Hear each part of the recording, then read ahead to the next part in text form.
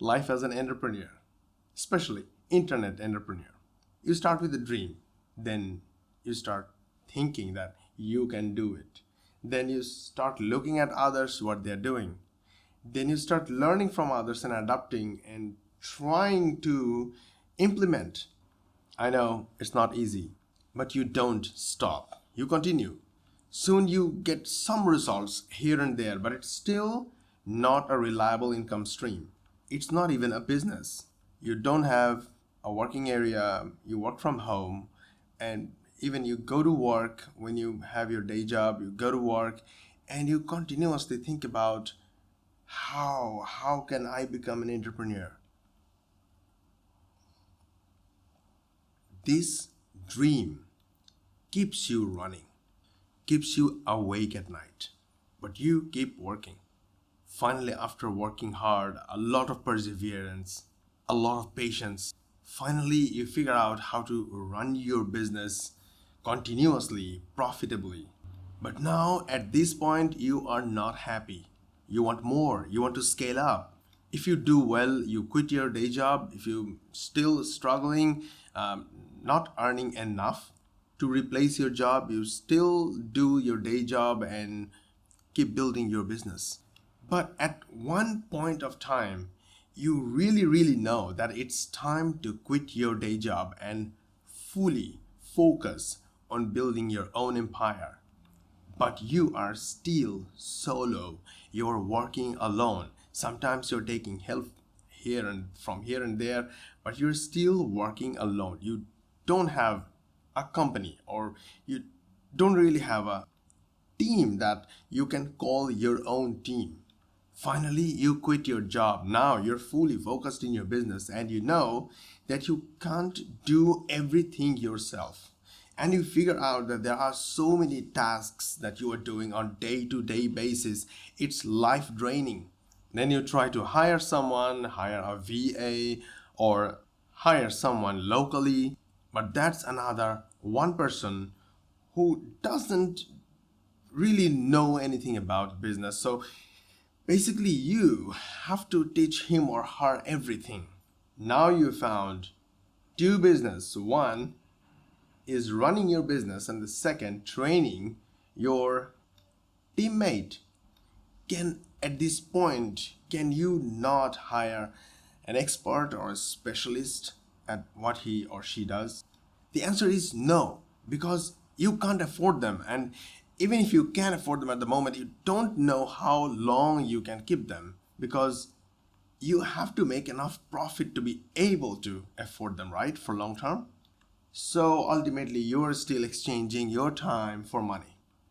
At this point, you still have to hire a couple of people, like maybe graphic designers, maybe copywriters, voiceover specialists for voiceover work, maybe some animations, maybe some presentations, maybe email writing. But you need them one by one. So time to time you hire these people, and at one point while you're working hard and scaling, you feel that even these people should be in your team as your employee or as your team member, your company, part of your company, working only for you. Or at least they work a certain period per day, every single day, only for you, and then outside that time they can do whatever they want, but they give the priority for your work at a certain part of the day or a certain part of the week. After some time, after working with all these people, you figure that you are already spending a lot of money on these people. Why not? You try and find someone locally, and then you try look for them, and you found some people. They are really good locally, but yes, they are expensive, but for that you need an office, because you can't just bring all these people into your home. So maybe you start with your parking, your garage, or a workshop, or any place that you can manage from home, not from inside home, from somewhere near home that you don't have to pay extra rent for. You see, these are stoppages that you have to go through when you're going to a destination. You can't avoid these steps. You can't avoid these stoppages. If you want to avoid these stoppages, you have to buy a direct ticket, which is expensive. Expensive means you already know why you are going somewhere, your destination, and why it's so important for you that you can spend extra money for. But at this point of entrepreneurship, you have to grow step by step, go stoppage by stoppage, stop in every stoppage, because you can't afford to buy a higher price ticket to go directly to the next to your destination. When you reach your destination, you achieved a lot. The most important part is you achieved knowledge, wisdom, experience, and now you start to believe that you can diversify. You can scale up if you try. But same time, you know that you have only 24 hours a day. You have a limited resources, limited time, limited everything. Within that short 24 hours, you have to pray, you have to sleep, you have to take shower, you have to spend a good amount of time with your family. You have to take care of every personal, social, and commercial responsibilities, and then run your business effectively and constantly bring profit for the whole system, the whole ecosystem, you, your family, your team members, your society, everything, your investors, and everything. It's you, end of the day, who has to decide how you run your business and make profit. Okay, now you want to scale up, now you want to diversify, and you want to start another business. And now you know the process, and you are not going to take long time, or you're not going to take those long road bus with multiple stations, multiple stoppages. You want a direct connection now. How do you do that?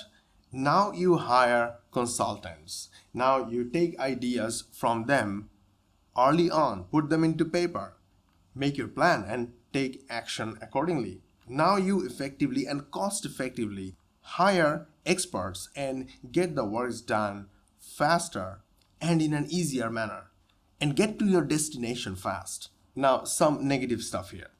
What if you lose? What if you don't succeed in the second venture? Well, your risk mitigation plan should be in your business plan when you make your business plan. So you must have a black backup plan.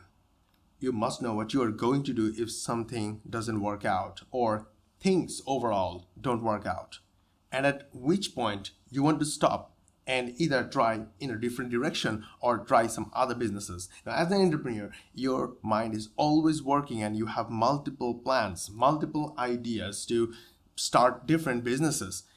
This should be in your business plan, at which point you want to stop this business and try the next one. How do you decide this? Well, your knowledge, your wisdom, and you must have mentor or experts with you from the beginning. At this point, you are no longer another solopreneur. You're no longer a person who just started and is still trying out and doesn't know what he's going to do. Now you have gone through the process. You are already successful. You can't make rookie mistakes. Now you think future, that after a couple of months, after a certain period of this project, I want to look back and I want to see what have I done? What have we accomplished? And at this point, you don't want to think, oh, why did I make this mistake? Why did I take this risk? You want to say, I have done everything the right way. Things didn't work out and this is the time to move on. Or you say, there were options 3 weeks back or 3 stoppage back and I took a wrong decision. It was my fault. I have to correct it. So go back to that stoppage, correct your step, and come back as a successful. Now you have 2 successful businesses. Your income doubled, your profit doubled. Now it's time to automate it because you have 2 businesses. If anything happens to one business, still you have another business. I'm just thinking out loud, it doesn't have to be concrete this way. But theoretically, you have two successful businesses right now generating profit for you. This is one of those times that no matter what you do, you cannot just start another business the same way you started the first two, because it took so much of your time and they are taking so much of your time already. You cannot start another one this way. So this is the time to automate, and this is the time to let go a lot of things. This is the time you decide how much you can lose by losing a part of your attention on these existing businesses. What I meant to say is, now you're not going to spend all your time in these two businesses or the older businesses. You want to decide, if you let others, your partners, managers, your teammates, do their job, and of course they will not be able to do the way you do. They will not be able to perform the way you perform, and they will cause some degree of losses. But by letting them do their job without you directly following them up or without you directly getting involved, how much time are you saving? And how much does this time worth? If you are saving 5 hours using automation or delegation, and this 5 hours a day gives you $100,000 a month less income, but you can spend your time this time, or maybe 3 hours on another business and turn that business into $200,000 a month, then that's a huge win. Am I right? You're losing $100,000 by automation and delegation, but giving your time to another business, you're making $200,000, losing $100,000, making $200,000, you are $100,000 in profit. That is good. For some people, maybe family is more important than money.